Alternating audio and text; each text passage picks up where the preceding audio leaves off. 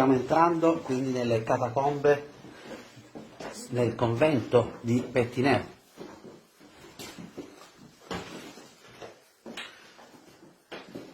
Ecco qui i corpi mummificati.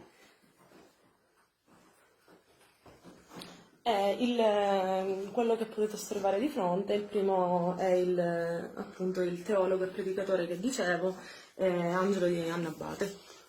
Poi ci sono altri corpi, sono altri frati che praticamente sono stati sepolti qui dentro, sono stati mummificati. Esatto. Quanti corpi si trovano all'interno? Circa 50. Quindi qui vediamo alcuni corpi che sono stati mummificati, che sono in tutto sommato in buona conservazione, in buone condizioni. E poi qui ci sono altri corpi, immaginiamo. Sì, addirittura dovrebbe esserci anche il corpo di una bambina, però venivano messe sopra, quindi questi qui sono quelli dei frati. Che periodo risale la mummificazione? Prima dell'editto di Napoleone. Questo luogo lo si può visitare abitualmente? Quindi No, momentaneamente in questo no. luogo non è possibile visitarlo, ma potete vedere appunto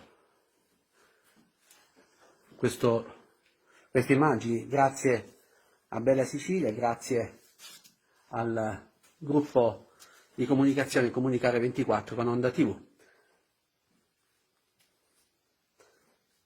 Quindi Pettineo ha tanti tesori da mostrare e poi c'è questo luogo con i corpi mummificati, così come accade in tanti altri comuni. Abbiamo visto le mummie di Piraino, abbiamo visto le mummie di Saloca, quelle di Gangi.